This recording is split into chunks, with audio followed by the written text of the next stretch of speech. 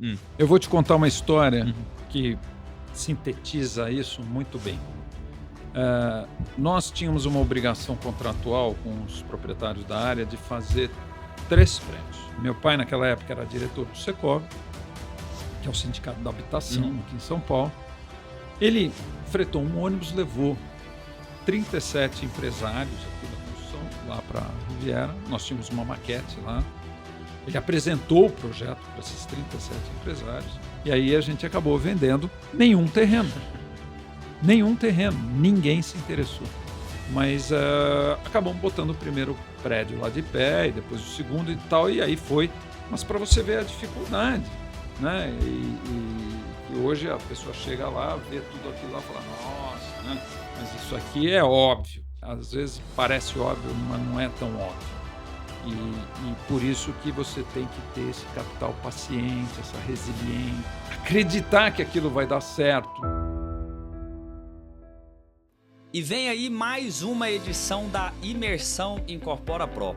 A Imersão Incorpora Pro, desenvolvida por mim, Caio Lobo e Danilo Palmerston, é voltada para você, incorporador, executivo ou gestor de alguma área no processo da incorporação imobiliária.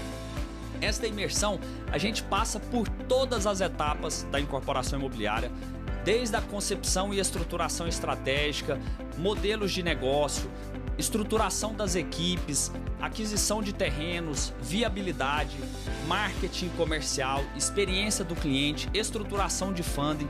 Então a gente vai a fundo no processo imobiliário e traz práticas das grandes empresas para que você possa desenvolver os seus projetos, a sua empresa e a sua carreira. E não para por aí. A gente ainda tem na Imersão Incorpora Pro muito networking, onde você vai ter a oportunidade de se relacionar com profissionais de vários estados do país, onde todos vocês vão se desenvolver junto conosco, com o nosso apoio, nos seus projetos imobiliários. Então não perca essa oportunidade para você que quer desenvolver a sua carreira, a sua empresa, fazer muito networking. A gente tem também visitas técnicas que a gente faz nesse processo. Clica no link que está na descrição abaixo, saiba mais e faça a sua inscrição.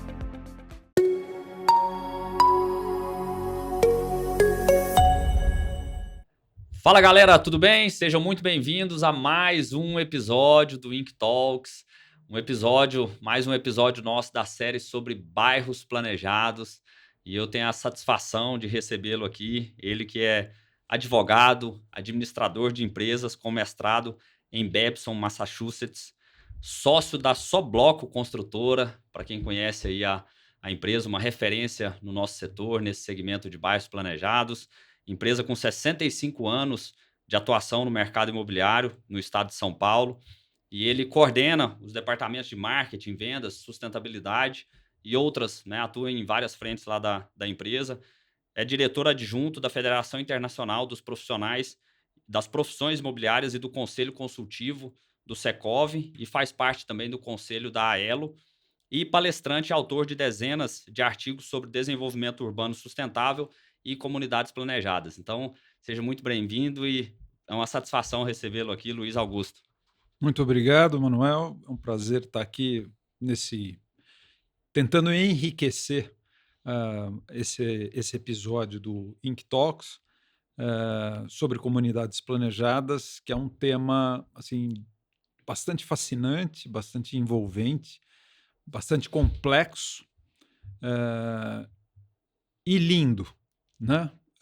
À medida que você vai vendo as coisas que você viu, né, enxergou, botou no papel e conseguiu implantá-las na vida real, né? Então, estou aqui à sua disposição. Vamos ver se a gente consegue trazer algumas informações relevantes, né? Pela história, né, por todo o decorrer da história da empresa, o seu histórico, e o nosso breve bate-papo aqui antes do episódio, eu não tenho dúvida que irá acrescentar bastante.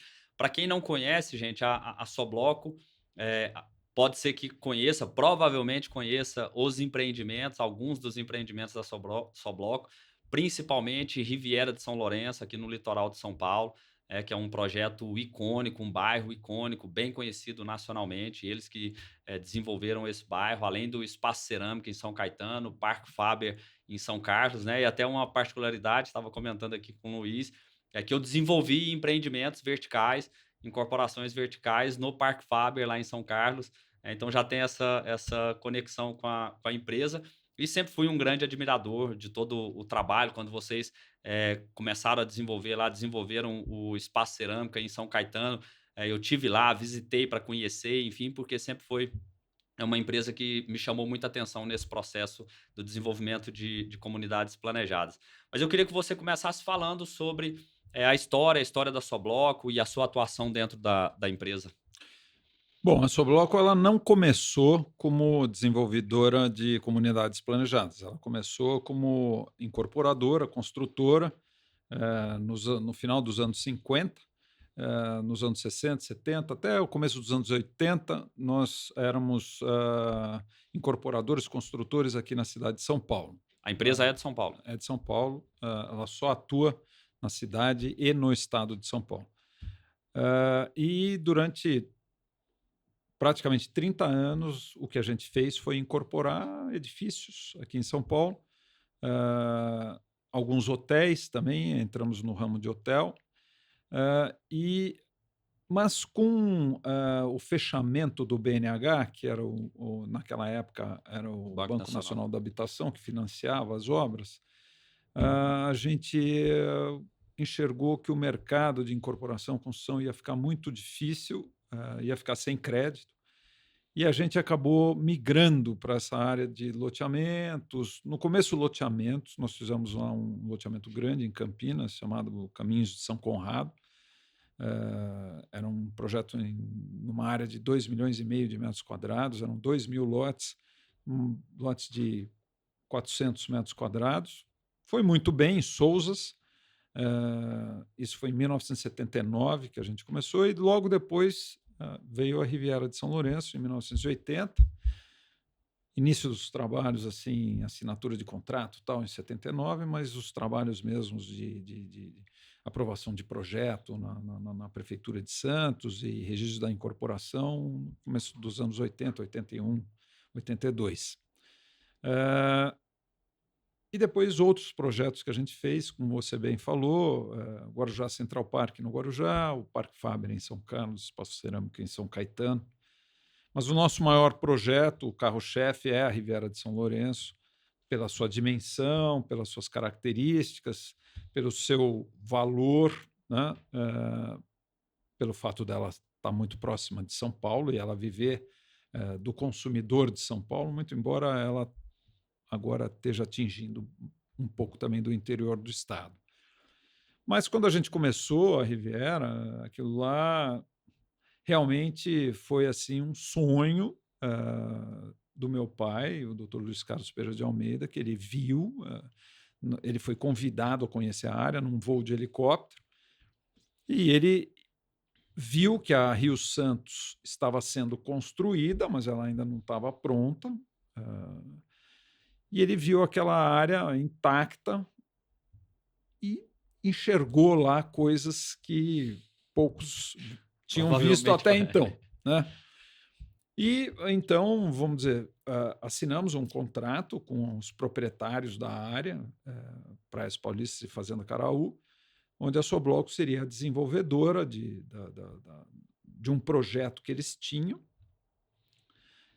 que era de 2 arquitetos de Santos, o Beno Pneumuter e o Oswaldo Correia Gonçalves, mas que quando a gente recebeu o projeto, nós analisamos, a gente viu que tínhamos que fazer alterações lá, e um pouco mais adiante a gente tomou conhecimento que naquela região podia se verticalizar. Uhum. E o projeto inicialmente não previa a verticalização. E aí, quando a gente alterou esse conceito, nós alteramos, vamos dizer, todo o empreendimento. Isso já estava com a área fechada já? Já.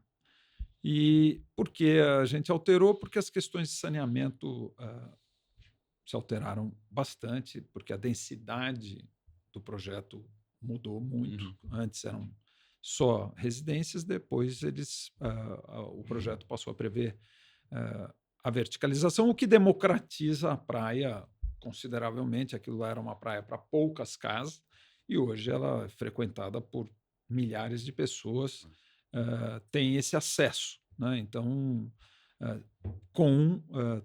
todas as questões de saneamento básico atendidas. E no começo a gente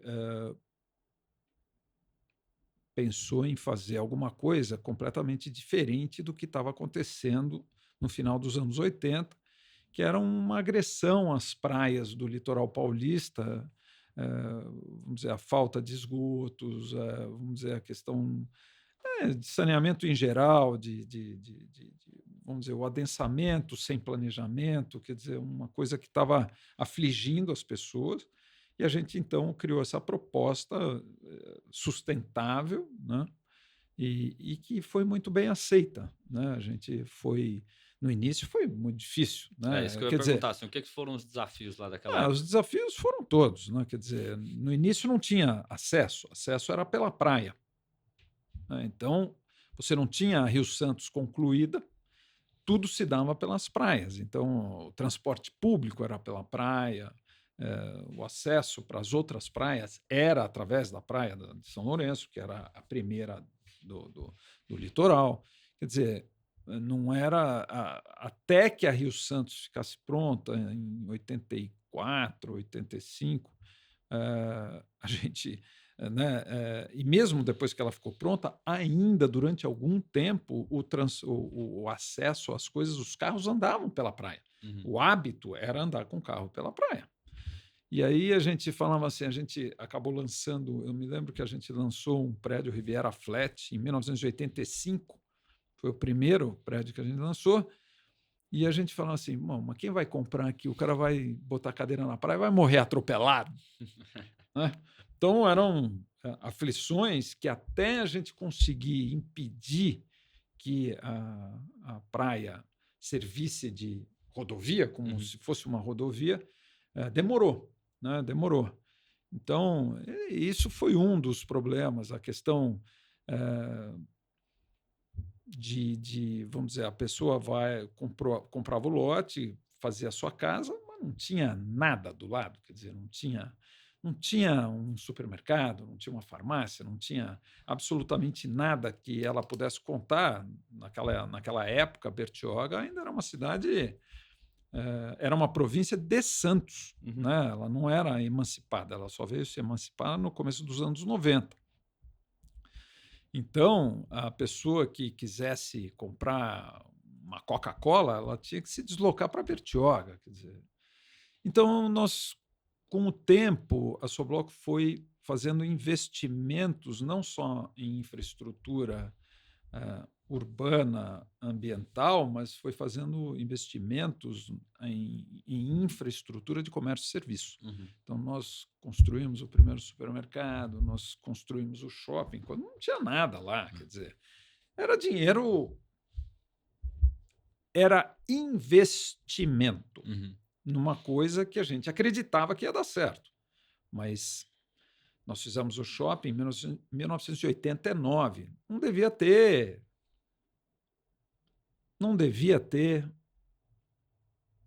600, 700 imóveis no empreendimento, quando a gente fez o shopping. Então, assim, mas para que vocês fizeram o shopping? Boa pergunta. Para que a gente fez o shopping? Não foi para ganhar dinheiro, porque nem lojista a gente conseguia arrumar, porque o cara também, o lojista, tem que funcionar, ele tinha que pagar um condomínio do shopping, tinha que ter um faturamento, cliente, né? Tinha que ter cliente. Então, a gente subsidiava. A pessoa não pagava aluguel, pagava só o condomínio.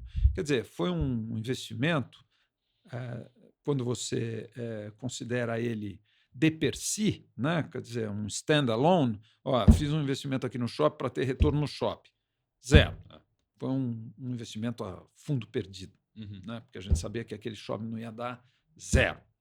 Mas ele ia germinar e gerar frutos. Porque as pessoas que, então, passavam a comprar coisas, imóveis na Riviera, passavam a contar com uma farmácia, passavam a contar com um supermercadinho, né? passavam a contar com coisas. No supermercado, nós tínhamos lá um supermercado chamado Supermercado Alameda, que era um supermercado lá em Bertioga, que eles funcionavam em Bertioga. Era o supermercado de Bertioga. Né?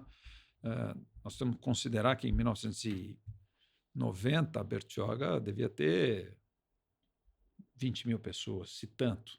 Né? E aí nós convidamos eles para virem para a Riviera, abrir um supermercado na Riviera, e eles recusaram. Né? E a gente falou, mas como? Eu estou convidando vocês são seus únicos aqui a operar e tal. E aí eles vieram e confessaram que eles não tinham dinheiro nem para capital de giro para fazer o supermercado funcionar. Então aí a Sobloco emprestou o dinheiro para eles, nós fizemos lá a construção, emprestamos o capital de giro para eles fazerem o supermercado funcionar. Eles fizeram, eram pessoas competentes, eram pessoas idôneas, né? E eles fizeram, montaram, operaram, nos restituíram o empréstimo que a gente fez para eles montarem o capital de giro e, vamos dizer, operaram durante anos e anos e anos, até que eles venderam para o Pão de Açúcar. Depois o Pão de Açúcar ampliou e, vamos dizer, é o Pão de Açúcar. Hoje está o que está lá, né? É o que está lá. Mas por que eu estou te contando isso, Manuel? Porque essa área de desenvolvimento urbano, de comunidades planejadas, ela exige do empreendedor, de quem se dispõe a fazer isso, exige investimentos. Investimentos que você vai fazer naquilo que você está acreditando. Você acredita que aquele negócio vai ser um negócio bom no futuro, que vai render, vai se valorizar, vai transformar. Então você investe, e investe na frente.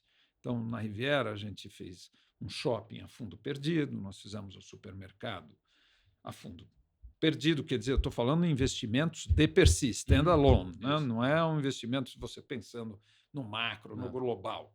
Estou pensando ali, vamos fazer um investimento no shopping. Você não consegue nem calcular o retorno disso, não. Né? 10 anos. Não, né? Não consegue fazer essa conta, você obviamente. Não consegue fazer essa conta. Você mencionou isso daí. Uma vez eu fui apresentar o projeto da Riviera lá em Miami, num congresso da ULI, que é o Urban Land Institute. Eles nos convidaram para ir apresentar lá. E nós fizemos a apresentação no congresso, e aí um americano lá levantou o braço no final e falou assim, mas é muito bom, tal. E qual foi a taxa interna de retorno que vocês projetaram quando vocês começaram? Eu falei, nenhuma. Zero. Não tinha taxa interna de retorno num projeto dessa magnitude, que você vai demorar 30, 40 anos para entregar. Ou você acredita, ou você não acredita. Qualquer certo? conta no papel Não, qualquer conta não, não funciona.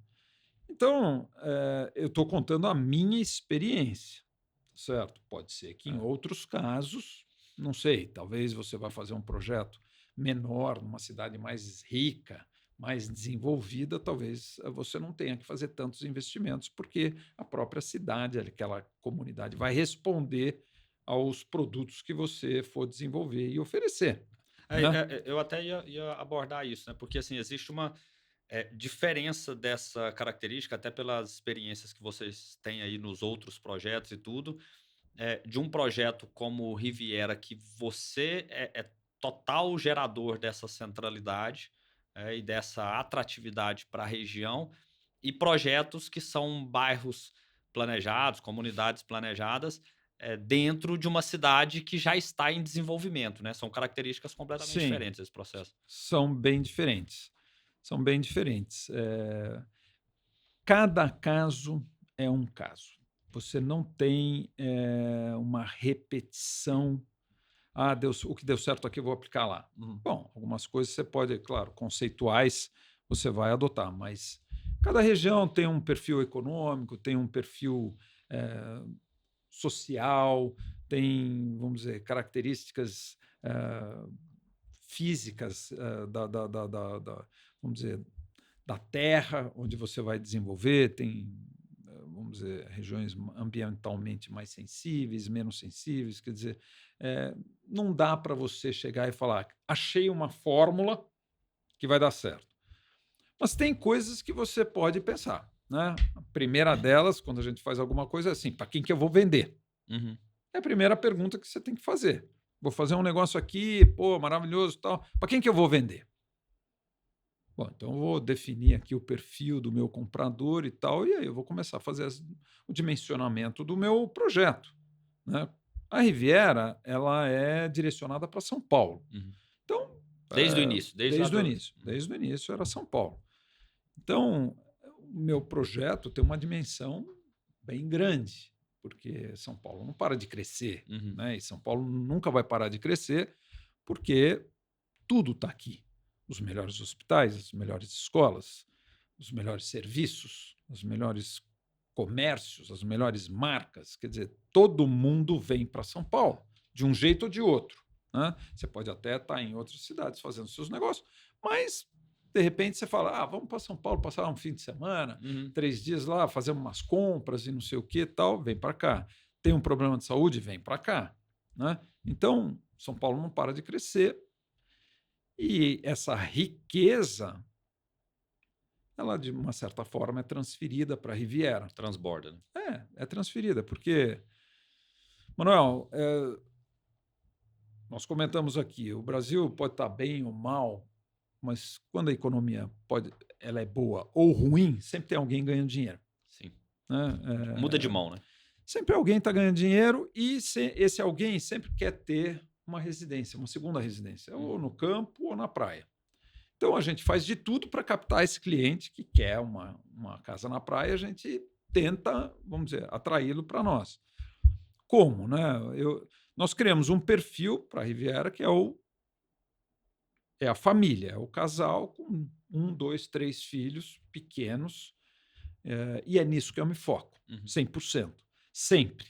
Não me desvio desse foco, tá certo? É casal, filho, 1, 2, 3 filhos de 1 a 15 anos, e esse é o foco, tá certo? E tudo que a gente faz lá é para este perfil.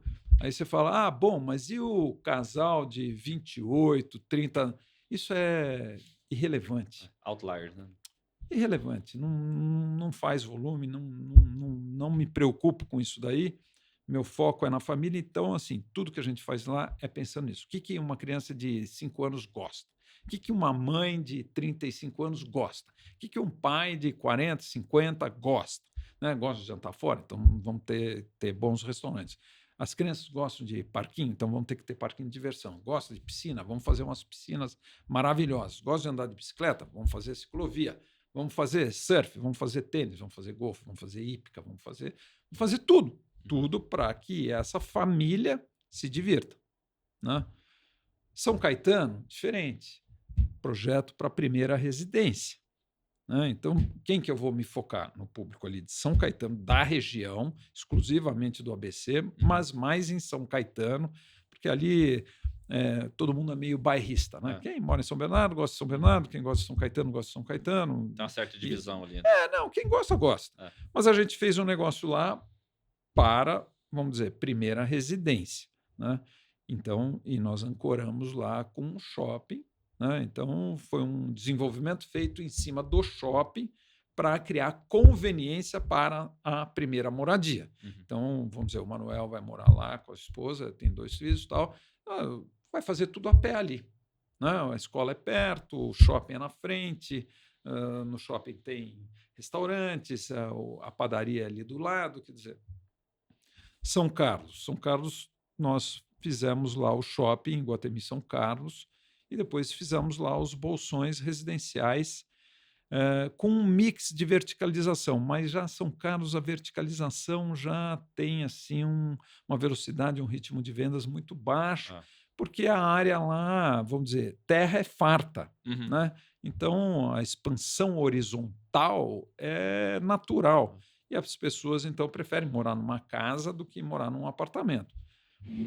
Então, nós desenvolvemos os bolsões residenciais lá, mas também fizemos alguns prédios, como você falou, Você teve na IBM, a IBM construiu lá. E é um projeto também bem sucedido, mas com uma velocidade de vendas bem mais lenta, porque é uma O cidade porte da de cidade. 220 mil habitantes, né? Uhum. São Caetano, ela está interligada. São Caetano é quase que um bairro de São Paulo, né? Você tem acessos diretos. Então, muita gente mora em São Caetano, trabalha em São Paulo, né? E vice-versa também. Hoje tem pessoas que dependendo moram da em região São de São Paulo, Paulo, o cara vai para São Caetano para vai para trabalhar São lá. Caetano, porque São Caetano é um município com Muita um qualidade de vida, alto né? índice, o IDH de São Caetano é muito alto. Então, voltando para a Riviera, a gente foi desenvolvendo aquilo lá, fomos passando por tudo que é plano econômico, né? Plano Collor, plano Bresser, plano Verão. Nossa, um negócio assim, plano cruzado. Era cada ano era uma montanha russa que a gente andava lá. Mas fomos indo e sempre com um objetivo, né? Sempre melhorando. O que a gente pode fazer aqui para melhorar? E aí, nos anos 2000, nós certificamos a Riviera com a ISO 14001, que é um selo de qualidade do sistema de gestão ambiental. A gente tinha um sistema de gestão ambiental, onde a gente fazia a questão da água, do esgoto, gestão de resíduos sólidos, né, podas, enfim, uma série de coisas que estavam sendo feitas, mas não de uma forma documentada. E aí a gente certificou a Riviera, o sistema de gestão, com a ISO 14001 e tudo ficou, então, documentado com procedimentos e tudo mais. E um dos pilares da ISO 14001 é a melhoria contínua. Você é auditado todo ano e você tem que, todo ano, mostrar que você está melhorando. Não é só ter a ISO lá e ficar deitado em berço esplêndido.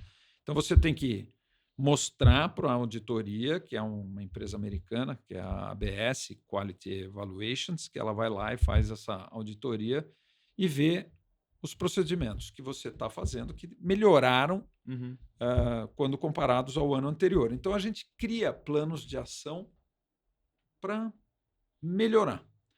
E isso, a gente fez muitas coisas boas lá em termos sociais, ambientais, econômicos, né? Então, por exemplo, os prédios da Sobloco que a gente incorpora e constrói lá, eu tenho uma separação dos materiais, que nenhum material sai da obra sem ele estar classificado, pesado e já com o destino corretamente identificado, né? Então, hoje eu chego no final da obra e eu sei quanto resíduo eu gerei naquela obra.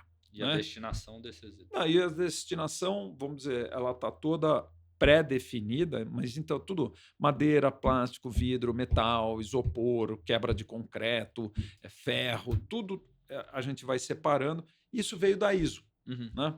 Então, a obra é limpa, as pessoas gostam de ver, porque a obra é limpa e tudo mais. Então, assim, são coisas que você vai nessa questão da melhoria contínua, melhorando o paisagismo. Manuel, as pessoas gostam de coisas bonitas. O que for bonito, vai vender. O que não for, não vai, né? Então, assim, você tem que fazer a sua coisa ser a mais bonita possível. E lá, a gente investe muito em paisagismo. Nesses últimos anos, a gente tem investido muito em paisagismo e a Riviera tem cada vez ficado mais bonita, porque a pessoa entra lá e vê os cuidados. Então, assim, aqui tem dono. Aqui alguém está cuidando. É muito diferente de você entrar num bairro e você vê capim, mato, sabe, coisas fora do lugar. Lá você não vai ver nada fora do lugar. A gente tem uma associação. Aliás, esse é um outro podcast que a gente poderia falar, que é sobre associações de amigos para esses empreendimentos. A Sobloco criou essa figura. Ela não existia em lugar nenhum e ela criou essa figura chamada, na época, Sociedade Amigos do bairro tal, né? Na época era a Sociedade Amigos da Riviera de São Lourenço. Nós criamos isso em 1979, junto com o empreendimento no memorial do loteamento, no registro de imóvel. Então, nenhum imóvel foi vendido sem que a pessoa aderisse à associação. Bacana. Isso foi um negócio bem bacana mesmo, que depois foi replicado no Guarujá, foi replicado em São Caetano, lá no Parque Fábio. E para as comunidades planejadas é uma entidade que, se você não puder contar, não faça. Não faça. Importância, né? Não faça. Porque é ela quem vai garantir a perpetuidade das características urbanísticas do bairro quando você nem mais estiver lá. Né? Então, hoje, a Associação da Riviera ela tem 650 funcionários, certo? Ela tem um orçamento de 100 milhões ano e ela faz a gestão da água, do esgoto, a gestão dos resíduos, ela faz a segurança. A Riviera hoje nós pretendemos chegar agora no final do ano de 2025 com 1.000 câmaras. 1.000 câmaras? 1.000 câmaras no empreendimento. Então, eu tenho lá uma central de monitoramento que vale a pena uma visitação, porque são, conhecer depois, sei lá quantas telas e as pessoas monitorando tudo o que acontece, desde a praia até o interior dos módulos, ruas, praças, tudo. Nós temos biólogas, nós temos lá essas duas biólogas que são as ombudswomen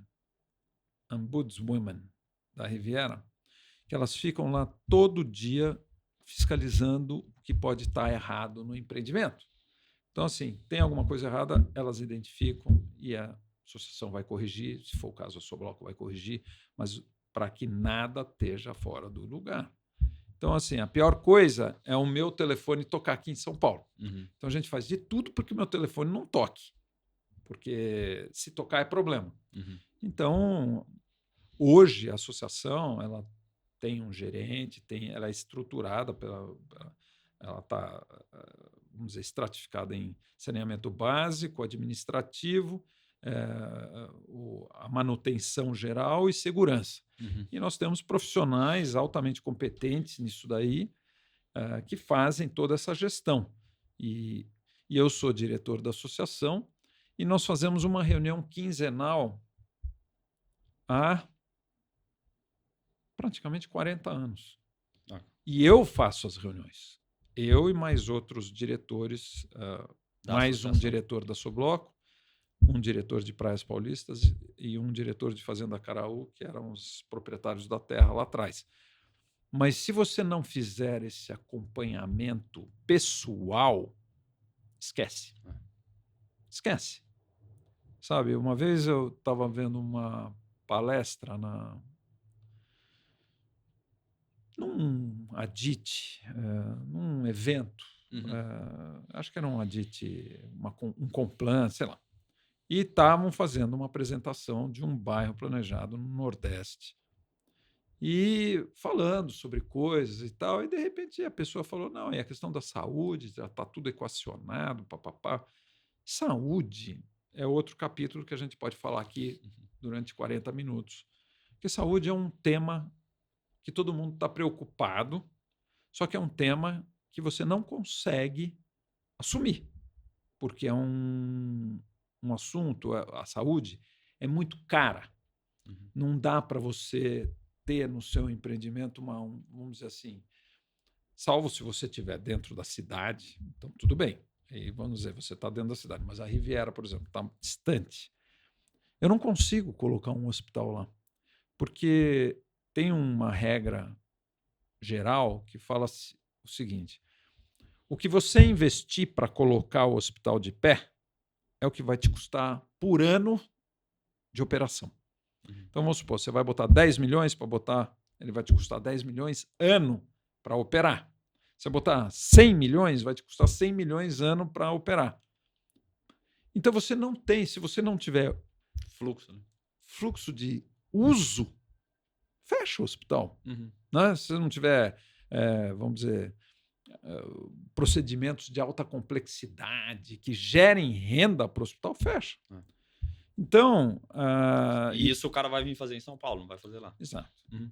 Então, na realidade, você tem que ter assim, tipo um ambulatório, um bom ambulatório para estabilizar a pessoa, no caso dela ter algum tipo de adversidade, mesmo porque é como você falou, a pessoa falou, me leva para o Sírio, me leva para o Einstein, me leva para o Samaritano, Oswaldo Cruz, sei lá, mas me tira daqui, né? Não quero ser atendido aqui. Pega uma ambulância, pega um helicóptero e vai embora. Exato. E aí, voltando lá para esse seminário, e a pessoa falando lá da saúde e tal, fiquei intrigado. Falei, pô, mas como é que está tudo resolvido? Se eu na Riviera estou lá há 40 anos não consigo resolver, como é que o cara no meio do Nordeste conseguiu resolver? Aí eu levantei a mão, gostaria de fazer uma pergunta tal. Eu gostaria de saber como é que isso... Não, isso, assim, como nós estamos ainda na fase de planejamento, está no budget. Está no budget? Está no orçamento? Mas como assim está no orçamento? Qual é o custo disso para você manter isso por ano? Está no orçamento? Não, isso daí não vai dar certo, tá certo? Como não deu? O projeto nem decolou, né? Então, assim, se você não tiver pessoalmente envolvido, comunidade planejada é uma coisa de paixão, é uma coisa de visionário, é uma coisa daquele cara que viu, que quer mudar, quer realizar, tem paixão por aquilo, se envolve e vai desbravar, meu. É um bandeirante. Ele é um bandeirante. Não adianta chamar administrador, não adianta chamar gerente, não adianta. Se você for por esse caminho, não vou dizer que não possa dar certo, mas a minha experiência não recomenda que você inicie um plano delegando tudo e achar que o negócio vai acontecer, né? Manuel, a interação com o poder público é muito grande. E é muito difícil você ter, assim, gente... Vai lá falar com o secretário de obras, vai lá falar com o secretário de meio ambiente, vai lá falar com o prefeito, né? É muito complicado. Essas coisas você tem que estar presente, você tem que mostrar a cara, você tem que ganhar a confiança das pessoas do lado de lá. Fazer né? com que acreditem no projeto. Exato, porque se você não conseguir uma parceria do poder público, dificilmente teu negócio vai andar. Então, assim, as comunidades planejadas é uma fusão do público e privado. Quer dizer, tem que haver uma harmonia entre as entidades, porque senão fica assim, um desconfiando do outro e não vai a lugar nenhum. Em determinados municípios nós tivemos isso, em outros não. Então, em determinados municípios a coisa andou melhor, outros pior, né? Porque não tinha essa aderência do poder público com as ideias do setor privado. E, vamos dizer, o setor privado é muito maleável, ele se adequa às necessidades do município, desde que economicamente viáveis, né? Porque se, vamos dizer, o município começar a demandar coisas que inviabilizem, porque no final das contas você tem que ter... Quem paga é o comprador do lote. Você vai fazer essa avenida, você vai fazer esse viaduto, você vai fazer essa coisa aqui, você vai fazer aquela coisa, você vai dar uma contribuição para a cidade. Bom, precisa ver se cabe no tamanho do projeto, porque quem vai pagar essa conta é o comprador do lote. Então, se eu não conseguir... Só que em determinadas regiões o preço tem teto. Em São Paulo, às vezes aqui em determinadas regiões, você não tem teto de preço. Você pode cobrar, sei lá, 30, 40, 50, 60 mil reais um metro quadrado, você não tem teto. Mas você vai para São Carlos, você tem teto. Sim. Você não vai lançar uma unidade habitacional num prédio, por melhor que ele seja, por mais de 12, 13 mil reais um metro quadrado, tá certo? 14. Então, você tem teto. Então, assim, tudo tem que estar dentro de vamos dizer, de um orçamento que caiba no bolso do comprador do produto final. Porque eu não vou poder cobrar o preço que eu quiser. Você vai ter que construir um viaduto aqui que custa 100 milhões de reais. Bom, mas eu vou ter que repassar esse preço para os compradores do lote aqui. É inviável. Então, Aí nessa hora tem que olhar o budget. Não, aí é uma questão de viabilidade mesmo das coisas que você vai ter que fazer, né? Como compensação para a prefeitura, né? Mas a Riviera foi se desenvolvendo e lá a gente teve sempre uma harmonia com os poderes públicos lá. E aí a gente conseguiu fazer as questões de saneamento, as questões de comerciais, a questão sociais. A gente investe muito nas questões sociais lá. Eu tenho uma Fundação 10 de Agosto, que eu tenho uma orquestra infantil, do pessoal de Bertioga, né? Tem um projeto Clorofila que a gente desenvolve, é um projeto de educação ambiental com todas as escolas do município, quer dizer, já beneficiou lá mais de 15 mil estudantes. Tá? Esse projeto existe, tanto a fundação como esse projeto existem há mais de 30 anos, quer dizer, no fim você se envolve, né? E aí acaba criando um respeito mútuo, né? Entre a cidade e vocês, né? E a gente, né? O que é bom, né? É bom para todo mundo. Todo mundo é um produto ganha-ganha. Né? Então, assim, nós estamos andando dessa forma. A Riviera ainda tem aí mais alguns anos para O que são os números do projeto hoje? Assim, o que já desenvolveu, quantidade de imóveis, o tamanho do terreno, você falou aqui nos bastidores. Não, são 9 milhões de metros quadrados. Hoje eu tenho uns 75% do projeto. A questão vertical eu tenho assim 90% concluída. A questão horizontal eu tenho uns 75% concluído. Comercial eu tenho uns 50% concluído. 9 milhões de metros quadrados, gente. Vejam só o desafio enfrentado e estão aí né, colocar na média aí mais de 80% do projeto já concluído, né? 45 anos. Assim, minha vida foi destinada a isso. Eu entrei lá em 86. De lá para cá, a gente cuida disso assim, com a mão na massa mesmo, Manuel. Com a mão na massa. E é o maior prazer. Não pode dar um prazer maior do que você ver as pessoas falando bem do seu projeto. Não tem coisa que pague. É para isso que você trabalha, né? Para receber um elogio e tirar um elogio hoje em dia tá difícil, né? Mas de vez em quando a gente recebe uns elogios e aí é muito prazeroso.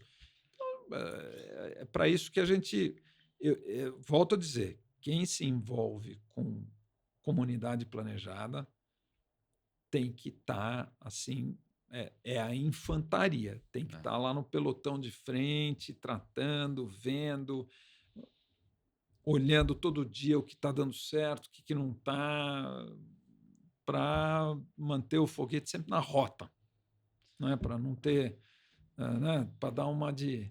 Antigamente a NASA ficava lá controlando o foguete para ele não se desviar. Hoje esse foguete do Elon Musk vai e volta para o mesmo lugar. Quer dizer, é assustador, né? Muito bom, meu amigo. Assim, quando você fala sobre envolvimento e paixão, fica muito claro aqui, até pela forma com que você tão bem explanou sobre o projeto. Enfim, uma aula mesmo aqui sobre comunidades planejadas, discorrendo sobre, principalmente, Riviera. E eu fui anotando alguns pontos. O primeiro que eu até queria passar um recado aí para a turma, né, que bate nessa questão do envolvimento que você colocou, de ter um envolvimento direto.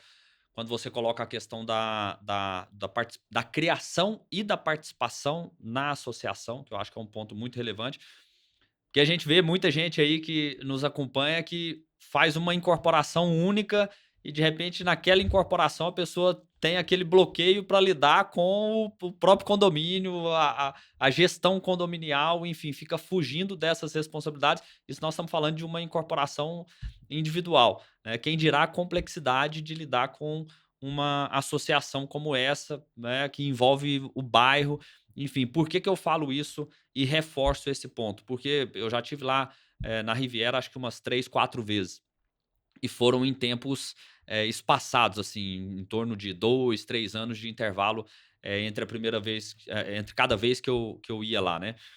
Eh, e o que você trouxe aqui, para mim, ficava muito nítido. Todas as vezes que eu voltava lá, eu via um bairro melhor, eu via uma região, né, melhor, uma comunidade melhor, tanto no aspecto de serviço, quanto no aspecto do próprio comércio, enfim. Então, esse processo de evolução e o que você trouxe aqui, né, não é jabá do empreendedor, não. Eu tive lá e vi na prática acontecer. Mas paralelo a isso, eu queria trazer alguns pontos aqui que eu anotei, que eu acho que são super relevantes para quem está nos acompanhando nesse episódio e tem esse interesse por comunidades planejadas, por bairros planejados, que eu fui anotando aqui alguns pontos, né? E depois fui juntando eles aqui nesse processo, que se não for visionário, né, e tiver essa visão de longo prazo, né, e essa paciência para poder ver o negócio amadurecer e até essa conexão com o que você colocou, que não vai conseguir traduzir isso num business plan, não vai conseguir traduzir isso num papel, né? Se não tiver isso, dificilmente uma comunidade como essa ela acontece, principalmente nessas proporções que você trouxe aqui. A questão da paixão também, que é um ponto super importante, e até queria conectar isso contigo. No primeiro episódio da série, né, que foi sobre o Eldorado, que é um bairro lá de Goiânia, comentei contigo que a gente fez essa entrevista. Eu fiz a entrevista com o Paulinho e a Lucy, né, que são irmãos da mesma empresa, que é a empresa desenvolvedora, que é a Tropical. E ele é o sócio, um dos sócios que toca lá o dia a dia da empresa, e ela, a arquiteta, não participa do dia a dia, é sócia, mas participou do desenvolvimento do projeto. Então, né, foi uma troca bem bacana. E no final, eles falaram sobre essa questão da implementação e tudo, e eu perguntei, mas como é que era lá atrás, assim, na hora que você comentou sobre o seu pai, né? Enxergar algo que muito provavelmente pouquíssimas pessoas enxergariam ali na hora que olhasse aquela oportunidade, aquela possibilidade. E tem que ter uma resiliência muito grande, né? Uma visão de longo prazo, paciência, enfim, para ver os desafios ao longo do caminho. Você citou aqui alguns deles, né? Eu vou te contar uma história Uhum. que sintetiza isso muito bem. Nós tínhamos uma obrigação contratual com os proprietários da área de fazer 3 prédios. A Sobloco tinha uma obrigação de fazer os 3 primeiros prédios da Riviera. Só que naquela época, isso era 1985, eu estava investindo muito em saneamento, e a Sobloco não é uma empresa grande. Aham. Então, assim, eu estava muito enfiado na questão de abertura de ruas, na questão de água, de esgoto. Estava lá, vamos dizer, eu não tinha capital para fazer os prédios naquela época. E em 1985, muito diferente de hoje, não tinha capital disponível. Uhum. Hoje você tem fundos imobiliários, você tem financiamento, você tem bolsa de valores, você tem. Naquela época não tinha nada. Então, o que aconteceu? Meu pai naquela época era diretor do Secov, que é o Sindicato da Habitação aqui em São Paulo. Ele fretou um ônibus, levou 37 empresários aqui da construção lá para a Riviera. Nós tínhamos uma maquete lá. Ele apresentou o projeto para esses 37 empresários e falou: olha, eu preciso fazer 3 prédios aqui. E nesse momento, nós tínhamos urbanizados o módulo 3 e 4, eram 2 módulos de frente para o mar. E ele falou assim: olha, diante da situação que eu preciso, eu faço a negociação que vocês quiserem. Eu recebo em área construída, recebo em área construída em São Paulo, financio, troco, enfim, eu preciso botar os 3 prédios de pé. E vocês podem escolher o terreno se vocês quiserem. Né? Não tinha nada, né? Só tinham as ruas abertas e os lotes de frente para o mar. E aí a gente acabou vendendo nenhum terreno. Nenhum terreno, ninguém se interessou. Ninguém se interessou e aí a gente se viu num problema complicado e a gente teve que recorrer a financiamento bancário, coisa que a Sobloco naquela época eh, não desejava, mas acabamos botando o primeiro prédio lá de pé e depois o segundo e tal, e aí foi. Mas para você ver a dificuldade, né? E que hoje a pessoa chega lá, vê tudo aquilo lá e fala, nossa, né? Mas isso aqui é óbvio. Não é tão óbvio. Não é tão, 37, não é né? tão. 37 empresas, nenhuma topou a parada. Naquela época, né? É. Então, assim, não é, às vezes parece óbvio, mas não é tão óbvio. E por isso que você tem que ter esse capital paciente, essa resiliência, essa acreditar que aquilo vai dar certo, né? Mas aí, por isso que o empenho o protagonista do projeto é aquele visionário que enxergou o que ninguém está vendo. E você tem. E tem que ser ele tracionando o negócio, né? Ele é o líder. Né? Isso até era um ponto que eu ia conectar aqui, que quando eu falo sobre visionário e paixão, lá no caso do Eldorado, eu perguntei pro pessoal, né? Falei, mas e aí? Como é que era lá atrás, assim, na hora que vocês olhavam para o projeto, enfim. Né? Até quem não acompanhou aí esse episódio, é um episódio anterior a esse, que foi o primeiro dessa série, né? Vale a pena acompanhar. O Paulinho falou, Manuel, eu não tinha, assim, eu sabia que ia dar certo, eu acreditava. Então, que é isso que você colocou aí do seu pai, depois você, assim, de ter essa.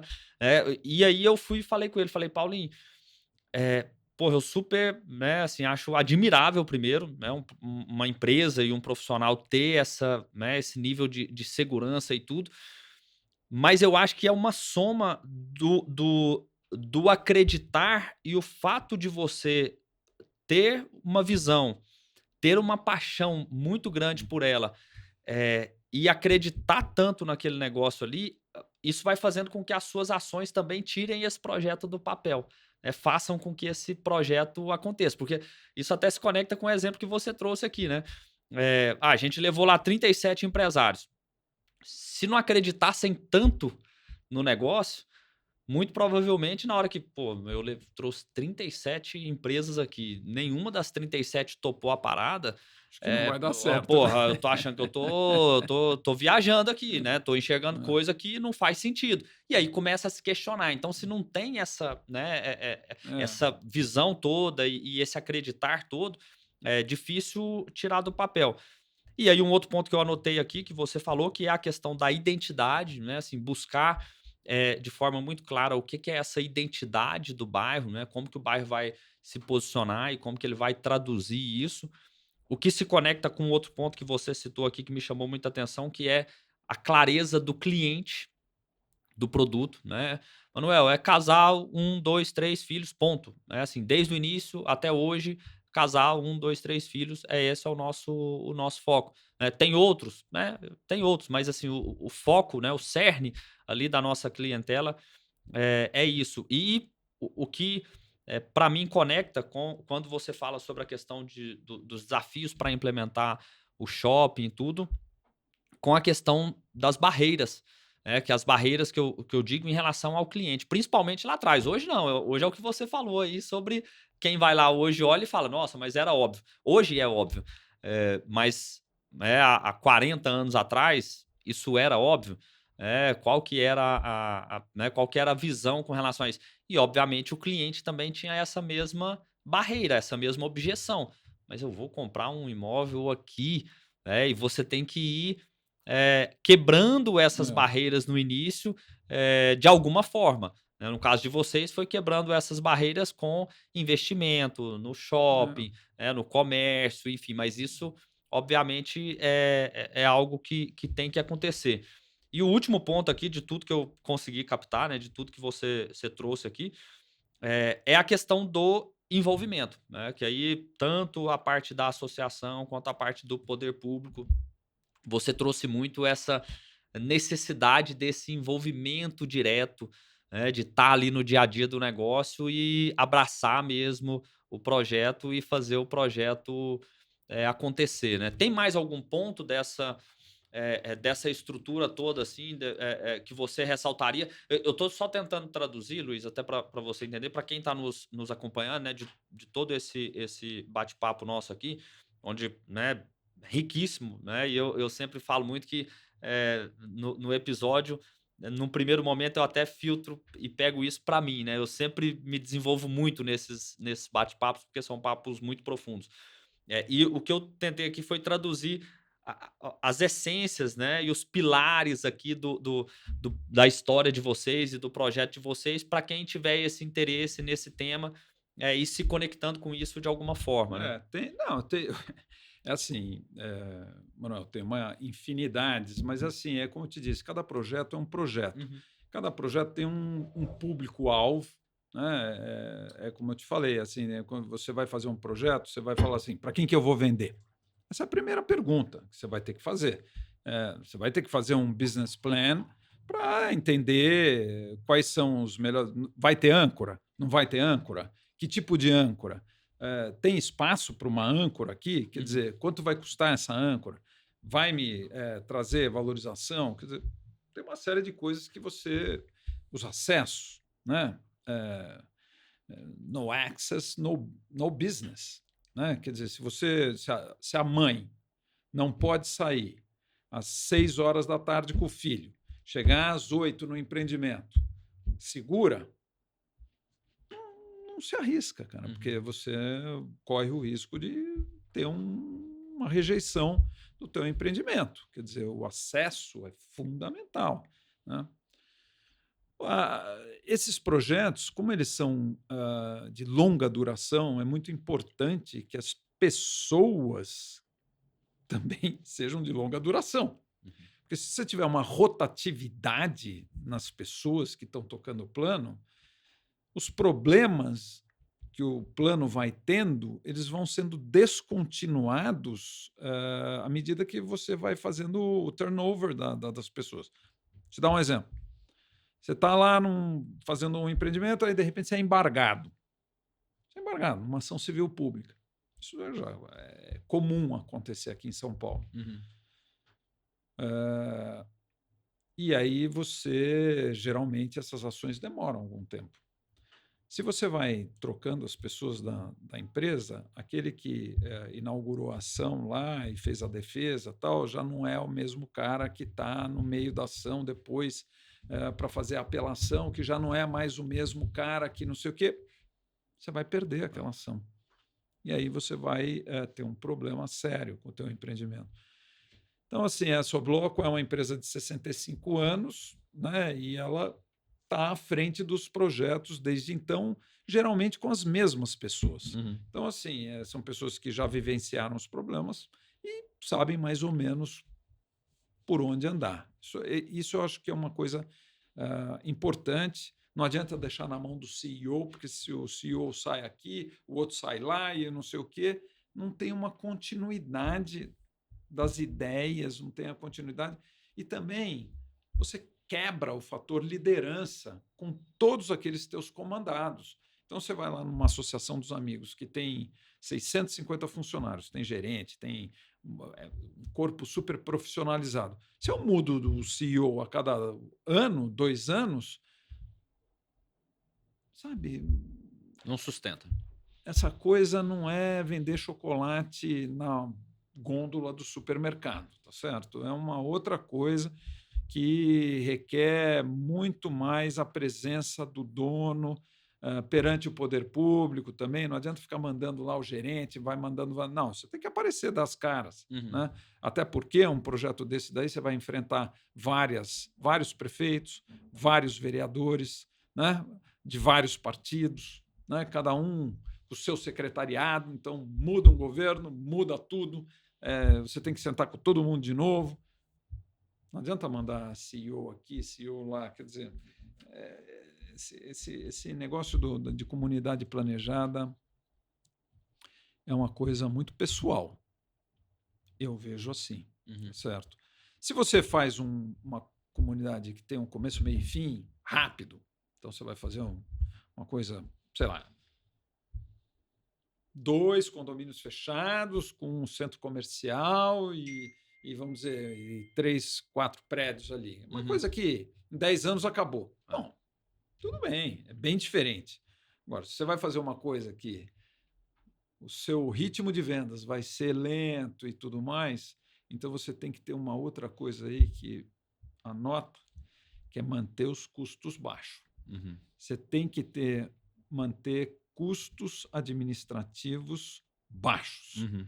porque vai ter hora que você vai estar vendendo, vai ter hora que você não está vendendo, vai ter hora que vai demorar as aprovações, você pode se enroscar, a aprovação pode demorar 1, 2, 3 anos para você aprovar um empreendimento, e você vai ficar custeando lá um corpo administrativo enorme durante 3 anos, acabou o teu negócio. Uhum. Não vai dar certo.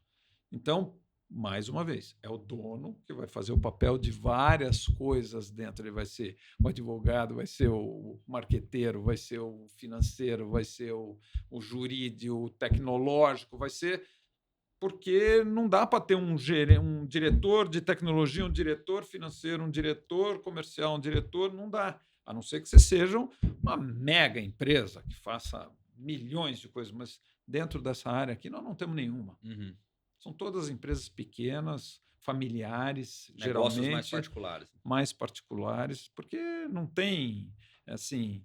Você põe um executivo para tocar o negócio, ele quer saber do bônus dele. Ele tem também o executivo. É difícil casar a visão dele com a visão do projeto, que é uma de muito longo prazo. Muito. Né? Por isso que o dono do negócio substitui o executivo. Porque o executivo também, ele está lá na dele, mas ele quer receber. Ele não vai ficar lá a vida inteira esperando aquele negócio valorizar. Ele também tem um tempo de vida útil que ele quer tocar as coisas dele, ainda mais se ele for muito capaz, ele não vai durar muito lá, porque só você está lá, lançou um empreendimento, aí vamos começar a aprovar outro. Aí demora para aprovar, e o cara fica recebendo lá por mês, e ele fala assim, pô, esse negócio também não vou lançar, não vou receber dividendos, então ele também não se anima. Claro.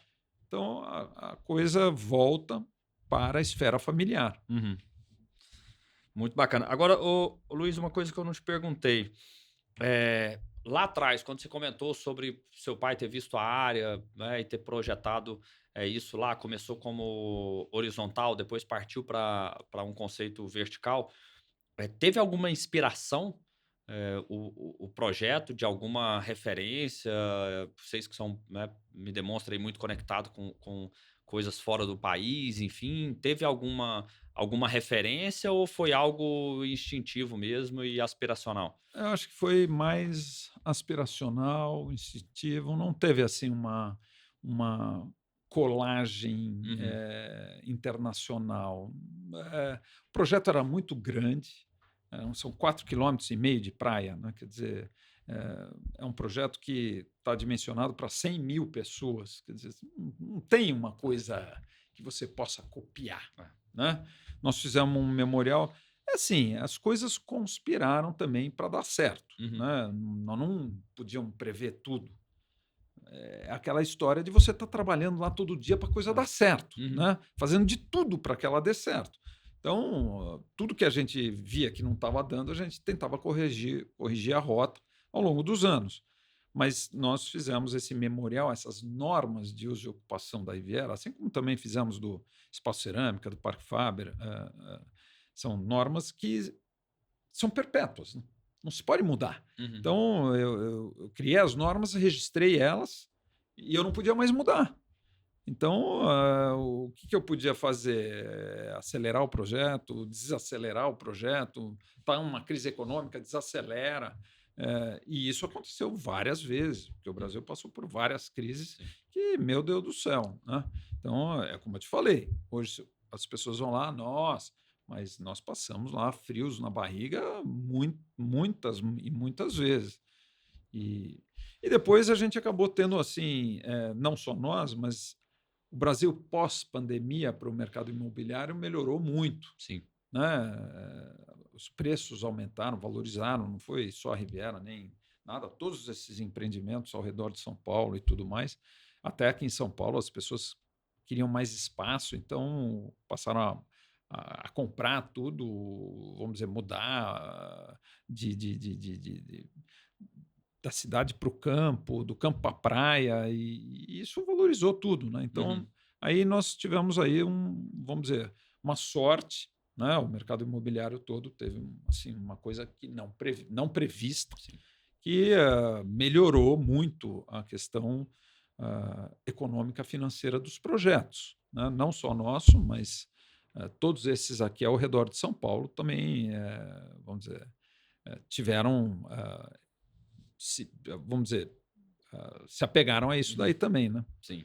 Você comentou sobre a questão da época lá que vocês levaram outras empresas, mas hoje existem, incorporações que foram feitas por outras empresas ou sempre Muito. vários, né? Não, a Sobloco fez 10% dos prédios que tem lá. Uhum, O nosso negócio, assim, eu tinha que fazer. A Sobloco sempre teve que fazer muitos investimentos no projeto, porque o uhum, projeto é muito grande. Então, questão de saneamento, de esgotos, mesmo de água, enfim, tudo. Eh, o então, investimento na infra era muito ostensivo. muito. E eu tinha que adensar o projeto. Uhum, Porque se eu não adenso, eu tenho um cemitério de lote, não adianta nada, eu tenho que adensar o negócio. Então, eu tinha que fazer com que incorporadoras, construtoras fizessem os prédios lá e começassem a trazer gente. E foi assim que a gente foi fazendo. E no começo a gente fazia meio que qualquer negócio, uhum, porque tinha que ter aquele adensamento. À medida que a coisa foi adensando e comercialmente as pessoas viram que aquilo lá estava dando certo, outras incorporadoras começaram a se animar uhum, e começaram a ir para lá. Nós nunca tivemos grandes incorporadoras, sempre era o incorporador assim, menor, que reunia os amigos, comprava um terreno, já tinha assim lá 10, 12, 15 pessoas que compravam terreno, cada um com uma cota, faziam o prédio, eles ficavam com cada um com um apartamento e vendiam o resto. uhum. E assim foi indo, a Riviera foi indo. E foi nesse estilo que a Riviera foi feita. E muitos incorporadores lá dava certo, fazia de novo, dava certo, Uhum. fazia de novo. Então, assim, 3 ou 4 incorporadores lá estão Fizeram lá bastante assim, coisa. fizeram E o muita que, e o coisa. que que eram os principais concorrentes da época? Você comentou sobre essa questão da barreira e que vocês fizeram lá shopping, infra e tudo para poder romper essa barreira. Eu queria entender o que que era os outros, as outras formas que vocês faziam de argumento ou de produto para poder gerar essa competitividade do projeto de vocês frente aos clientes e romper essa barreira de objeção dos clientes. E quem que eram os principais concorrentes? Não digo concorrente de bairro planejado, mas assim, o cliente, se ele queria um imóvel na praia e ele não comprava lá, esse mesmo cliente ia para onde, investia onde, enfim, como que era isso? Nos anos 80, a gente ainda tinha o Guarujá, né? Uhum, O Guarujá era uma cidade, vamos dizer, que atraía muito comprador de São Paulo e uhum. do interior também. Até começo dos anos 90, assim, até quase 2000, o Guarujá sempre Tracionou muito esse mercado. o litoral norte menos, porque o litoral norte as praias seguintes eram só unidades unifamiliares, né, Uhum, casas, eh, e mais longe, né, e vamos dizer, com perfis diferentes, né, porque uhum, assim, eu acho que eu não tinha competidor, eu tinha era que convencer a pessoa. Eu tive uns heróis, né? Quem uhum, comprou a Riviera nos anos 80 era herói.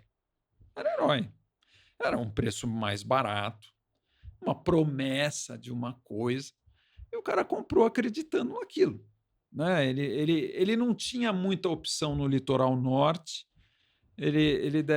Naquela época, assim, eu ainda era muito jovem, e assim, eu não estava muito focado nesse negócio, eu estava começando na Sobloco, então assim, não me lembro direito assim a questão de marketing era convencer o cara, olha, nós temos aqui um projeto que vai ser um bairro planejado e você vai ter isso, vai ter aquilo, mas a longo prazo. E é isso que eu posso te prometer, né? E as pessoas muitas vezes falavam assim: bom, eu fui louco, comprei aqui, vamos ver. E realmente demorou para as coisas começarem a acontecer. O shopping só inaugurou em 92. Então, dos anos 80 até 92, foram 12 anos lá vendendo sem nada, o cara não tinha Uhum. nada, né? Aí depois, quando o shopping E apareceu, muito provavelmente naquela dúvida, será que vai? será Será que que vai vai? rolar? Será que Exato, é? exato. Será que os caras vão entregar? É, Será que eu me meti numa fria? é. Né? Então, a sociedade de amigos naquela época tinha 3 funcionários. Então, pô, será que eu estou aqui numa fria? Mas as coisas foram indo, foram indo, foram indo. Muita resiliência da Sobloco em ficar lá, investir, acreditar e tudo mais. E acabou virando. Foi indo, nos anos 90 a gente incorporou muito, depois nos anos 2000 também. E as coisas foram indo, os prédios foram ficando bons. E aí, quem que eram os meus corretores? Eram os próprios compradores. O Manuel comprou lá, estava Ah, gostando, ligava por irmão: ô Luiz, vem para cá, aqui é ótimo. Aí, no próximo lançamento, ele comprava, trazia o primo, e aí as famílias iam, né, vindo, vindo, vindo, e a coisa foi é. indo. É até interessante você colocar isso, que um dos tópicos que eu coloquei aqui no roteiro tá aqui, que para mim lá virou uma comunidade, né? Que muitos amigos e parentes comprando. Porque eu já vi muito disso no interior de São Paulo, né? Como eu convivi bastante no interior, abri frente da EBM, atuei em 8 cidades diferentes, enfim, sempre relacionando, conversando sobre as pessoas, e sempre quando tocava no assunto de Riviera, era quem tinha o imóvel e estava de repente ali conversando comigo, era uma pessoa conectada a uma rede de pessoas que tinham outros imóveis na região, ou era um grupo de amigos ou era um grupo de parentes, né, familiares ali que porque fulano comprou, meu primo comprou, meu amigo comprou, enfim, aí a gente tá todo mundo ali ou no mesmo condomínio ou na mesma rua com outros condomínios, e foi gerando essa comunidade É ali na bem isso região, mesmo, né? é bem isso mesmo. É, Os meus corretores sempre foram os compradores. Então, assim, isso também vai. É o melhor corretor do mundo. sim. Teu irmão que liga para você e fala: Manuel, você tem que vir para cá.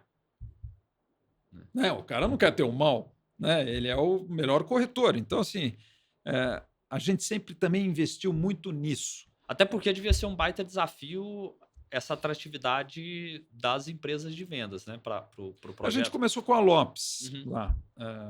Na época, o Francisco, o Chico Lopes, era amigo nosso, e eu sou muito amigo do Marcos e do Chico também, os filhos. E eles ficaram lá durante um bom tempo. A gente montou um negócio que chama CIV, Sistema Integrado de Vendas, que é um uhum. guarda-chuva onde as imobiliárias ficam lá embaixo disso. Daí a gente organiza todas as vendas lá. Mas depois eles, no começo dos anos 2000, eles saíram e a gente continuou. Então, mas era difícil vender lá no começo. No começo, olha, são histórias, né? A Riviera é um case assim que não vai se repetir no Isso que eu ia falar, Brasil, único, né? não vai se repetir, porque o Brasil nem permite mais isso aí. O Brasil é uma pena, né? Uhum. Porque economicamente falando, a Riviera ela emprega praticamente 40% da população ativa de São Paulo, de Bertioga. Ela gera 50% do IPTU de Bertioga, ocupando 1,8% da extensão territorial de Bertioga. Ela contribui com 50% do IPTU. E ela, vamos dizer, é um polo de desenvolvimento econômico, social, cultural, né? Então, assim, o Brasil, na realidade, deveria ter 100 Rivieras, mas não aprovam. Mano. Eu não sei o que acontece aqui no Brasil, mas é assim, não aprovam. Não aprovam, simplesmente não aprovam. As aprovações são muito lentas. Vamos dizer, às vezes você demora 10 anos para tirar um projeto desse do papel. Quando você vai tirar, já nem mais é. vamos dizer, aquilo que você previu no começo, você não consegue tocar. Por isso que você não tem tantas comunidades planejadas e você tem poucos empreendedores nessa área, porque realmente os desafios, não só de implantação, mas como de aprovação, também são grandes, né? São grandes. Ô, Luiz, e o que são os principais aprendizados que você entende assim do projeto? Lógico, eu imagino que sejam, né, dezenas, centenas, enfim, mas se você pudesse trazer alguns aqui como principais aprendizados que vocês tiveram ao longo desse caminho, até porque depois vocês fizeram outros projetos, o que vocês aprenderam ali com a Riviera que Bom, eu vou te aplicou dizer nos assim, demais, os enfim. fatores de sucesso de um negócio desse, nós vamos revisitar coisas que nós já falamos aqui, tá certo? Você tem que ter o elemento visionário, quer dizer, é o cara que viu, é o cara que quer, é o líder, é o cara que vai enfrentar as coisas, vai lá brigar pelas aprovações, vai, enfim, que vai gerar credibilidade. Se não tiver essa pessoa, você não vai tocar essa coisa. A segunda é o capital paciente, quer dizer, você vai ter que investir nisso daí, você vai ter que fazer investimentos upfront, porque senão você não vai dar credibilidade no negócio. Você tem que deixar a coisa pronta para o cara vir, olhar, falar, nossa, gostei e tal. Aí, no passo seguinte, você faz outros investimentos e assim vai. Mas os investimentos estão sempre na frente das vendas. Né? Então, na Riviera, nenhum imóvel foi vendido sem estar conectado na rede de esgoto. Então, eu fazia primeiro as questões das lagoas de esgoto, a capacitação para aquele uso, depois eu vendi o imóvel, e aí ele já estava ligado no esgoto. Então, capital paciente, você tem que gerar adensamento no bairro. De alguma forma ou de outra, você tem que gerar adensamento no bairro. Porque o cemitério de lotes é a pior coisa, você não valoriza, você pode ter sucesso num primeiro momento, mas depois você não está, fase 2, micou. Então, nós criamos um negócio lá que chama Plano de Incentivo à Construção no Lote. A gente vendia, tem até hoje. A gente vende o lote custa 100. 30 é um plano de incentivo à construção no lote que, se ele me construir em até 36 meses, ele não paga. Se ele não construir, ele paga. Então, para evitar a especulação, então todo mundo que compra, constrói. E aí você vai tendo um... Falar que eu nunca vi esse conceito. Interessante. E isso tem desde 1983, quando a gente vendeu os primeiros lotes lá no módulo 5. Legal. Então, a ocupação da Riviera foi acontecendo rapidamente. E isso daí foi gerando confiança nas pessoas que vinham na sequência. O cara chegava lá e falava, mama, o que é isso aqui? Plano de incentivo. Não, você tem esse desconto no preço do teu lote, você construir em 36. Tem umas regrinhas, né, que o cara tem que aprovar o projeto, fazer fundação, obra, ponto, tirar o habite e tal. E isso daí adensou a Riviera. Né? Ajudou muito nesse negócio aí. Essa é uma outra coisa. Uma empresa tocando sempre a mesma coisa, né? Sempre as mesmas pessoas, e não ter um turnover generalizado, porque você perde a continuidade do pensamento, quer dizer, manter sempre aquela perpetuidade das características urbanísticas, não ficar mudando. Então, você tem 5 milhões de metros, aí você tira lá 2 milhões de metros para fazer a primeira fase, aí depois você pega mais 500, faz outra coisa completamente diferente, põe indústria lá onde não está... Aí não dá, sei lá, é uma coisa que... Né? Desconecta. Não sei, eu acho que é uma coisa a longo prazo. Você vai ter que o poder público nessa história toda é uma peça-chave. Nós já desistimos de empreender em municípios que a gente sentiu que não ia ter receptividade. Né? Historicamente, as prefeituras não eram boas. Então, assim... você vai precisar do poder público para, vamos dizer, uma série de coisas. Não são coisas assim obscuras. Não, você vai ter que discutir a questão da água, a questão do esgoto, a questão do sistema viário, do que é bom para a cidade, do que você quer fazer, do que eles querem para a cidade. Quer dizer, uma troca de ideias para você chegar lá e falar, olha, eu quero fazer isso.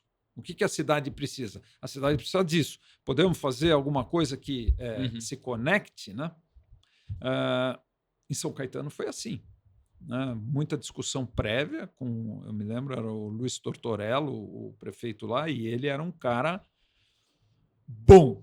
Queria ele era um ver cara o negócio acontecer. Bom. E depois o Zé Auríquio, que sucedeu ele, também é um cara bom, que também queria, vamos dizer, desenvolver a cidade. Então, você pega um empenho político em desenvolver a região, é tudo que a iniciativa privada quer.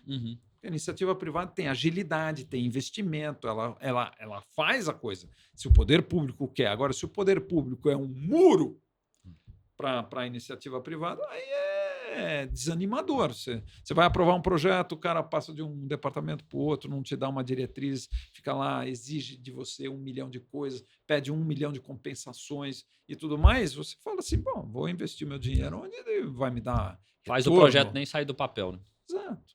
Né? Então, esses projetos, quando bem feitos, são uma garantia de renda para o município, porque gera IPTU, é uma carteira perpétua, né, para o município de renda. Né? Então, esse é um fator que... A própria referência que você trouxe aqui da Riviera com relação a Bertioga, né, que é a cidade onde está o bairro, né, menos de 2% da área ali e fazendo frente a 50%. Né? Exato. Então, assim, a Riviera é um caso excepcional, mas o Espaço Cerâmica não. O Espaço Cerâmica é uma comunidade planejada puro sangue. Ela foi iniciada e terminada em 15 anos e, vamos dizer, foi um negócio assim fenomenal. É a essência do conceito de comunidade planejada. Tem um shopping, tem prédios comerciais, tem prédios residenciais, tem parques, tem hospital, tem, assim, é uma coisa assim absurdamente, como é que eu posso dizer, exitória, né? Foi uma coisa, um êxito muito bom. A gente deu um pouco de sorte também, porque nós ficamos desenvolvendo aquela área, era uma área complicada, tá? Tinha o linhão da Eletropaulo, era um piscinão e tudo mais. Nós tivemos que ficar preparando aquela área durante 10 anos para oferecer ela no mercado. Então, tirar o linhão, aterrar, uma série de coisas. Quando a gente estava tratando com os primeiros compradores, começou a abertura do capital na Bolsa das empresas, 2007, 2008, e aí entraram 20 bilhões de reais no mercado. E as empresas precisavam ter land banking. E aí foi o negócio foi um estouro. Um estrondo em cima lá do espaço para comprar terreno e tal, e aí eles construíram tudo. E o negócio... A Gafisa foi uma das que mais fez lá, né? Fez muito. A Rossi, naquela época, a Rossi hoje está ruim, mas a Lindencorp, a Rossi, a Gafisa fez muito, a Multiplan fez o shopping, mas a Gafisa empreendeu muito lá. Ela vendeu, ela lançou um projeto lá, chamava Network. Ela vendeu 800 salas em um fim de semana. Nossa. Foi impressionante. Era a época auge do mercado, 2011, 12, antes da Dilma, né? Então, naquele... O que você colocava, vendia.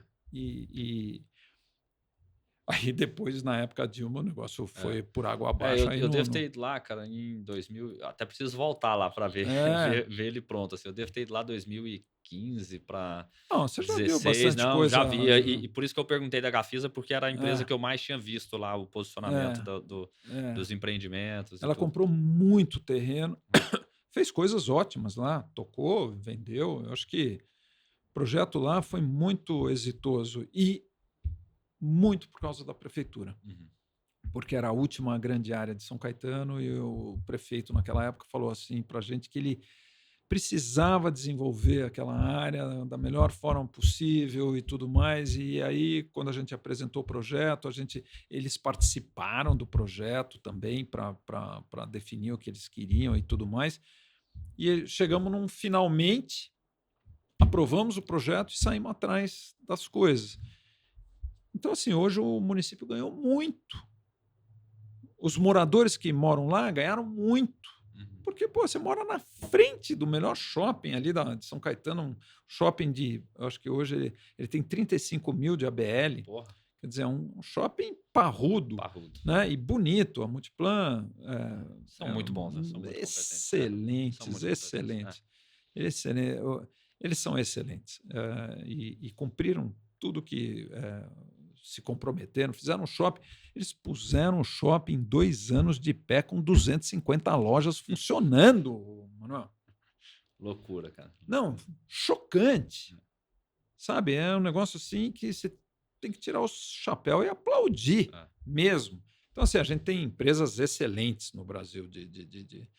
E aí, quando você combina a força e a capital intelectual e a vontade da iniciativa privada com o poder público, porque no poder público você tem boas cabeças também. Sim. Você tem muito boas cabeças.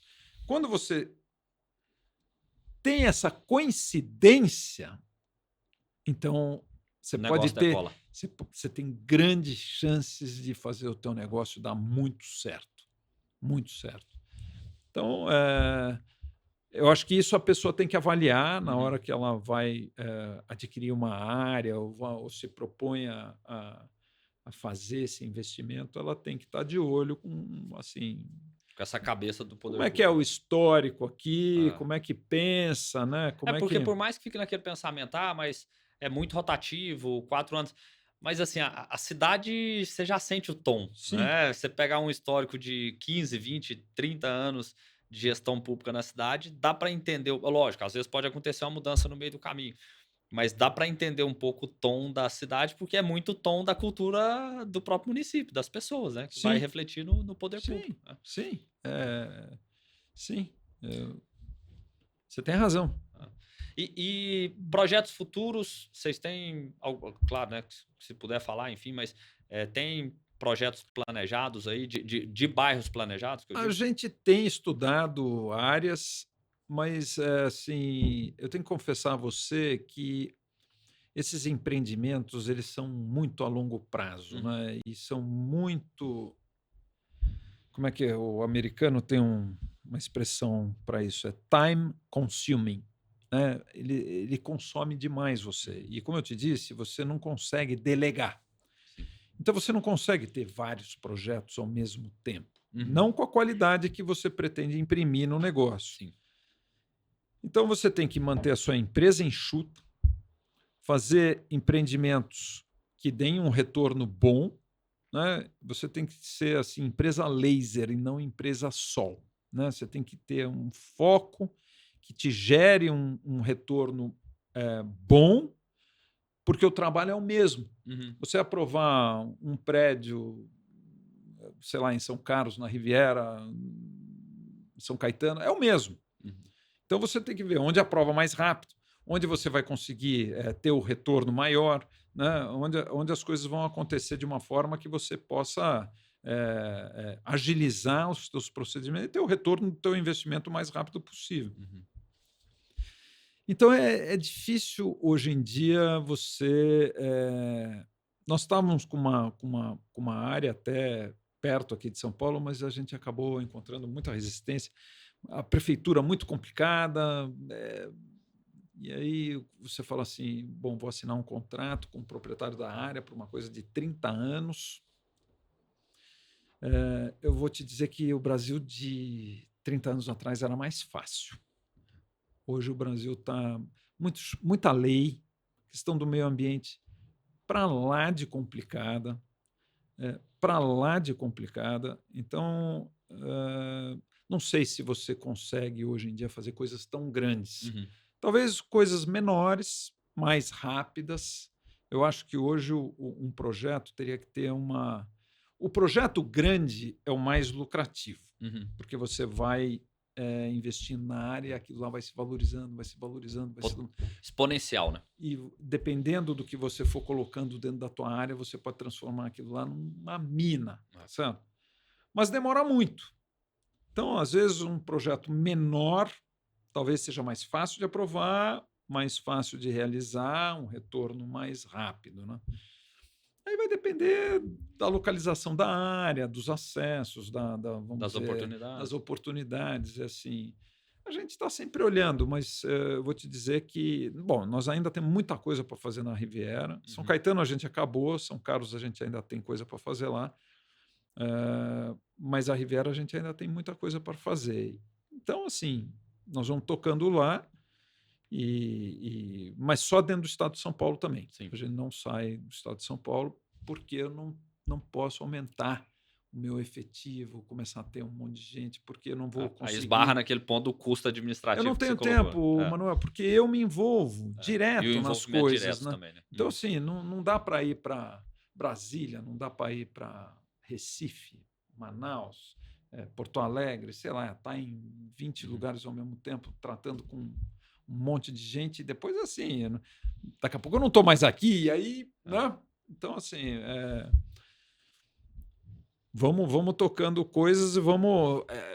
o bacana dessa questão das comunidades planejadas é que você vai se amoldando também à época, né? Então, hoje, eu diria para você que projetos um pouco menores, mais rápidos de serem consumidos, podem ser mais adequados ao momento. Podem ser mais adequados ao momento. Mas é aquela coisa da paixão.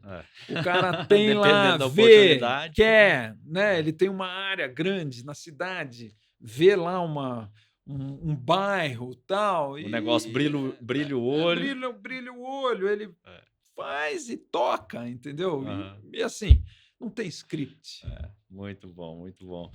Luiz, a gente tem uma parte final aqui do nosso episódio, né, que infelizmente tem que acabar, mas o papo, né, assim, surpreendente de tanto conhecimento, tanta riqueza, que a gente chama de sprint imobiliário. Aí já é um bate-bola aqui de perguntas e respostas, jogo rápido, que eu queria trazer aqui para você. Mercado imobiliário precisa de?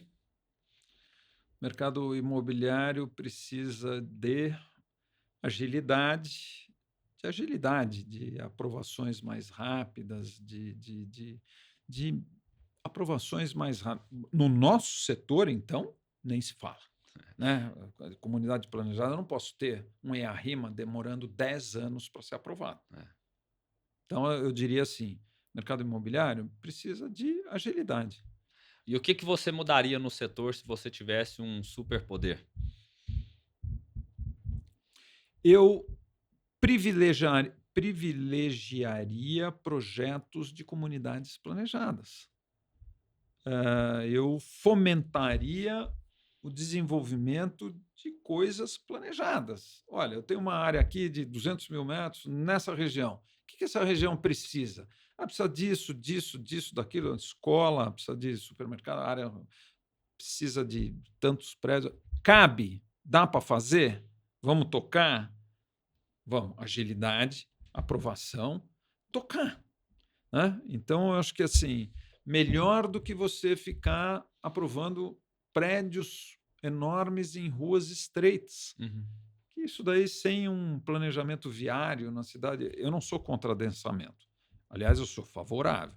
Eu acho que quanto mais adensado uma região, melhores serviços você vai ter, melhores, vamos dizer, comodidades você vai ter. Numa região pouco explorada, você não tem restaurante, não tem supermercado, não tem nada. Uma região muito adensada, você tem supermercados melhores, você tem restaurantes melhores e tal. Mas você precisa de transporte adequado.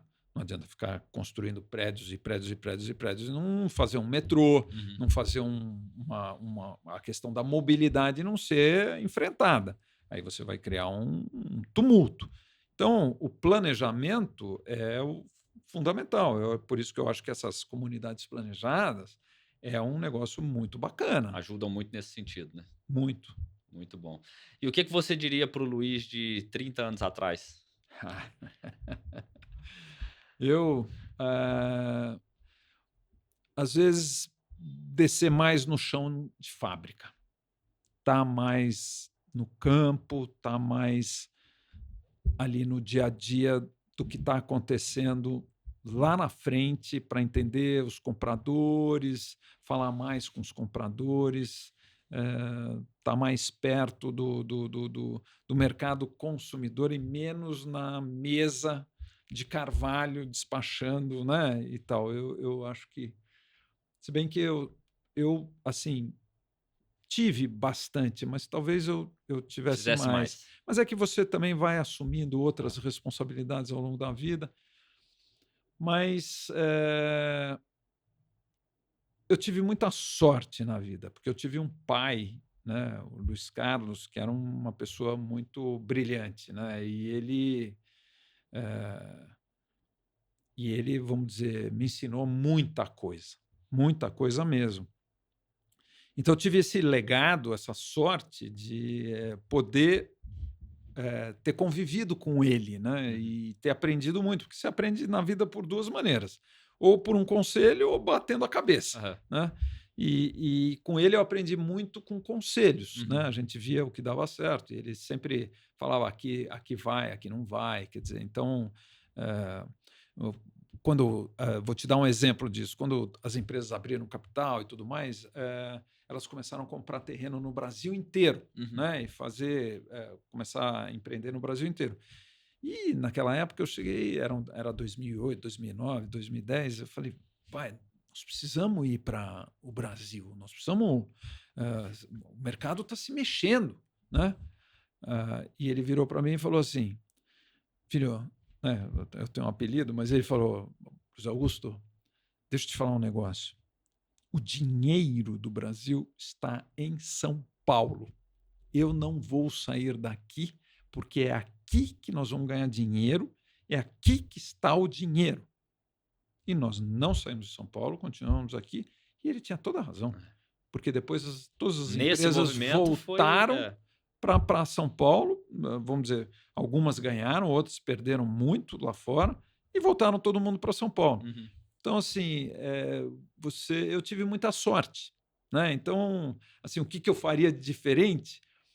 Não sei muito, porque ele me orientou muito e ele, na realidade eu estou dando uma sequência num legado que ele criou e me passou, né? Então, assim, eu fico muito feliz de poder estar, assim, espero, atendendo, né? Ele não está mais aqui, ele já faleceu há 4 anos, mas assim a gente está tentando seguir, Dar continuidade dar nesse legado. continuidade nessas coisas. Muito bom, cara. E tem alguma dica de livro que você queira deixar? Livro, olha, o livro que mais me marcou na minha vida foi um livro escrito pelo All Rise e o Jack Trude, chamado Foco, que era uma coisa que as pessoas vivem por percepção. Então você tem que ter foco em criar a percepção nas pessoas, porque tudo é percepção. Se você tem uma percepção de que aquilo vale, você vai gastar. Uhum. Se você tiver uma percepção que aquilo não vale, você não vai gastar. Mesmo valendo, você não vai gastar. Então, toda a minha vida foi nesses empreendimentos para criar essa percepção, né? Foi foco, né, em criar essa percepção para que as pessoas dessem valor para aquilo que a gente estava criando, né? E como fazer isso? Então, essa é o grande segredo do negócio. Não tem fórmula. Nós vamos criando, todo dia a gente vai entendendo aquela comunidade que a gente está trabalhando e o que elas percebem como valor. E é nisso que a gente foca. E esse livro fala sobre isso daí, do foco na família, foco no paisagismo, foco nas coisas que importam, né? E não ficar imaginando 1000 coisas, né? Então, assim, foco no shopping. A gente tinha que botar o shopping de pé. Tinha que botar. Mas não vai dar certo.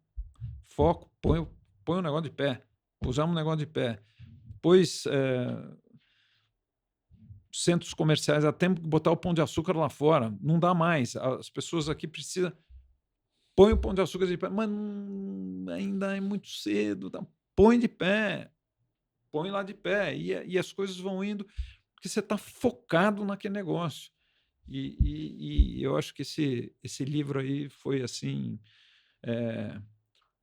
E tem um outro livro também que o Bernardinho, do vôlei da seleção, escreveu. Eu não me lembro o Transformando título. Suor em Ouro. Isso. Que livro. Quanto Eu li ele ano ensinamento, passado. quanto ensinamento tem lá. De vida, né? De comportamento, de como você, vamos dizer, vê as coisas. Assim, eu acho que esse livro aí, eu fiz uma convenção de corretores e eu dei um livro para... Eram uns 200 corretores, eu dei um livro para cada um. Pô, que legal. E depois a gente ficou durante 2 meses discutindo os conceitos do livro. Então, assim, a gente, cada reunião era umas 2 vezes por semana, a gente marcava lá os temas que a gente ia conversar e ficava debatendo. Nossa, foi muito bom, mas muito bom mesmo. Então, assim, o livro está cheio aí, né? Quer dizer, mas esses dois, assim, Bíblia de Vendas também é um livro muito bom. Tem muitos aí. Eu sempre li muito, eu sempre fui muito ligado a essa questão do marketing, do encantamento, né? Assim, a gente usa 3 palavras lá na Riviera. Eu uso encantar, sustentabilizar, valorizar, né? Então, é nisso que a gente está focado. Encantar os nossos clientes, sustentabilizar o empreendimento como um todo e valorizar o patrimônio dele. É isso. E a gente está focado nisso. Tudo tem que estar relacionado a isso, né? E isso é meio que assim, é marketing, institucional, né? E se você conseguir isso, você chegou lá. Muito bom, muito bom. Meu amigo, sei que, né, já teve muito conteúdo aqui, muita coisa, você já deu, né, muito direcionamento, muito insight aí para a galera que está nos acompanhando, mas tem alguma mensagem final que você queira deixar para quem nos acompanhou em todo esse episódio? Bom, depois de tudo que a gente falou aqui, eu acho que nesse mercado que a gente está, assim, como eu te disse, eu tive muita sorte, eu convivi com uma pessoa que foi muito bem sucedida, né? Que foi meu pai, que ele, vamos dizer, foi um self-made man, porque ele, vamos dizer, não tinha nada quando era criança e conseguiu construir uma coisa significativa. E assim, a perseverança, né, a determinação em acreditar nas suas coisas e lutar até o último momento, não entregar, sabe? Muita gente vai querer que as suas coisas não deem certo, mas você tem que manter o foco e ultrapassar esses maremotos que vão sempre acontecer. E acreditar nos seus sonhos, né? Quer dizer, eu acho que é muito isso. E claro, agir sempre com muita ética. Muita ética, né? Assim, a gente tenta ser o mais ético possível com os nossos compradores, com os nossos fornecedores, com os nossos funcionários. A gente tem como valor a ética, vamos dizer assim, uma chave, é uma espinha dorsal, né? As pessoas confiam muito nas pessoas éticas. Então, eu acho que esse é um conselho que, assim, não é nem conselho, né? Eu acho que é uma necessidade. É uma necessidade. Muito bom. Tem redes sociais que você queira deixar, ou da empresa, ou sua? A gente tem a rede social da Riviera, que é a nossa maior rede, que é o empreendimento que a gente mais atua, que é a Riviera de São Lourenço Oficial, né?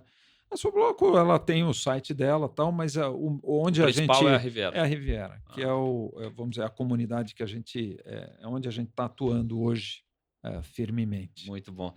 Luiz, obrigado. Obrigado, muito obrigado Manuel, pela obrigado participação. pelo convite. Prazer. Prazer foi Acho meu. que você cutucou bastante, você foi aí por caminhos bem interessantes.